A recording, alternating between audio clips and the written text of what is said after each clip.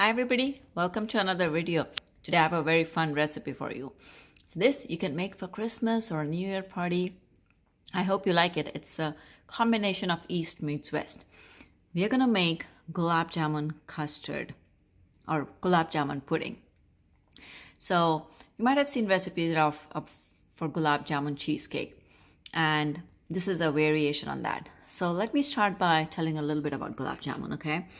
This is one of the brands. There are many brands out there, but essentially they are fried kind of little donuts in a sugar syrup.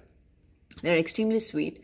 So if you don't like really sweet desserts, you won't like this, which is why I'm making a custard or a pudding out of it. So that's the reason. It will kind of cut down on the sweetness a little bit, and kind of you can have it in a different form.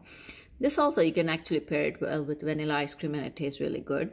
So there are various ways to eat this, but hot or cold, whatever you like. It's a traditional, really traditional, available everywhere, popular Indian dessert.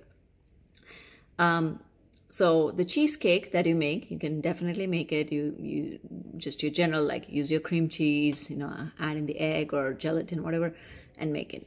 But since cheesecake tends to be really heavy, I don't want to do that. I don't want to add a lot more heaviness to this dessert, which is why I want to make it into a pudding.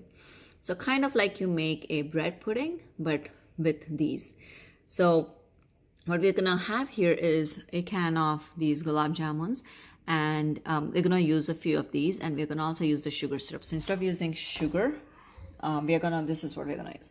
I have some evaporated milk here, 1 can, and I'm gonna also use a little bit of regular milk. You can use whole or 2%, whichever one you want. 1 egg. Now you can, if you don't eat eggs, you can use gelatin or a plant-based gelatin. So it's totally up to you. If you use gelatin, technically you don't need to bake this in the Instant Pot. If you use egg, that's great. You have to bake it. I actually prefer egg because I find that it adds a lot more creaminess. And then I have some butter here, some breadcrumbs. So this is just the last side slice of a bread. And I'm going to create a crust out of it instead of like a graham cracker crust, just because this is less sweet. And then I'm just to kind of add a little bit of variation. So again, this is my take on a cheesecake / pudding. In here, I have a 7-inch, I believe this is a 7-inch or a little bit less than that, spring foam pan. So you want a spring foam pan, just if you want to take it out. And so what I'm going to do is I'm going to add some butter to this bread, let it melt, and then press it down here and put it in the oven for about 10 to 12 minutes to kind of just make a nice crust out of it. So this is kind of, how you would make your cheesecake crust, similar to that. But the variation is, instead of using graham crackers, I'm using breadcrumbs. So this is again up to you. You can use a traditional crust as well. So let me start by doing that. So here goes a tablespoon or so of butter. I'm going to pop this in the microwave for about 30 seconds so that it can melt, and mix it up and press it down in here. So I'm mixing the bread and the butter in here, just making sure all the little bread pieces. Now you can pulse this bread in a food processor and do that as well. Now what I'm going to do is add some juice from here to add that sweetness to the crust layer. So just about 2 teaspoons. Okay. So that way you're using the sugar syrup from here. You don't have to make extra, use extra sugar. And mind you, this is really sweet. Okay, so here I'm gonna add some more butter to this bottom layer especially. Okay, I'm gonna try and spread it around a little bit.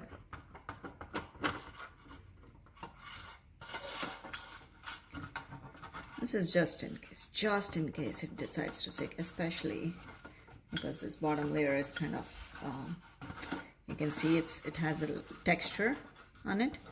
So that's the reason why. So just using my spatula in here, nothing fancy.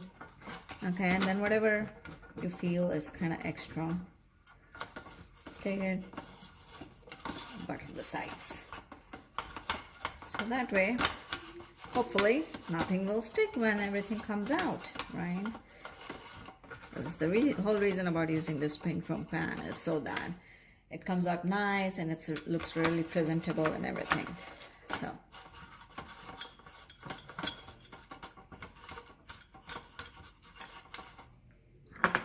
I'm gonna put this in here and press it down and get it into, like I said, my oven. Okay, and then I'll show you how to make the filling.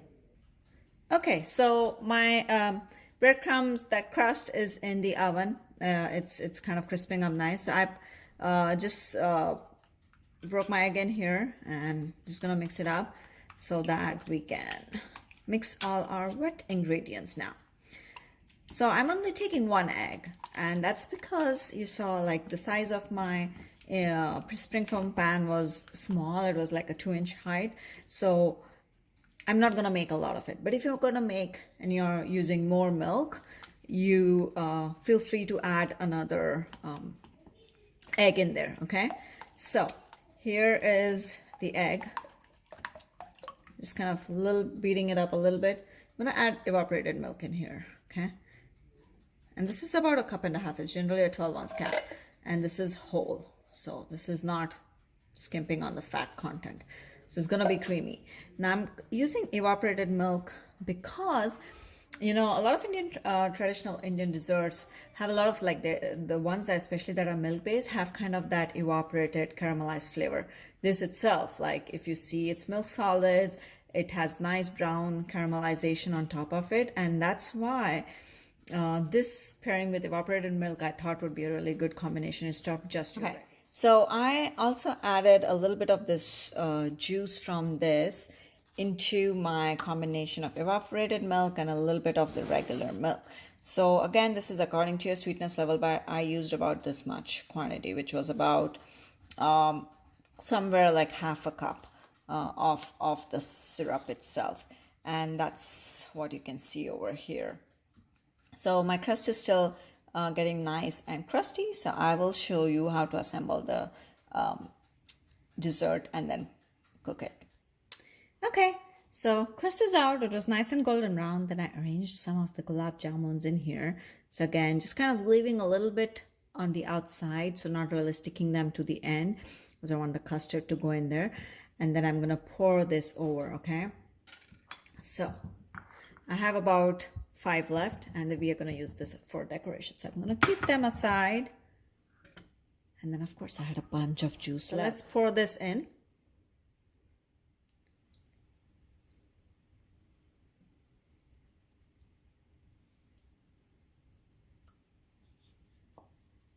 Okay, there we go. Hey all, so this is what a slice of the gulab jamun pudding looks like. I kept it in the Instant Pot on cake mode for about 40 minutes. That's how much you need for it to set nicely. And then I kept it overnight in the fridge before I took it out and cut a slice up. So I didn't get a chance to record, like, showing you how it looks set and everything, but this is what the piece looks like. It's ready to eat and dive into, so I can't wait.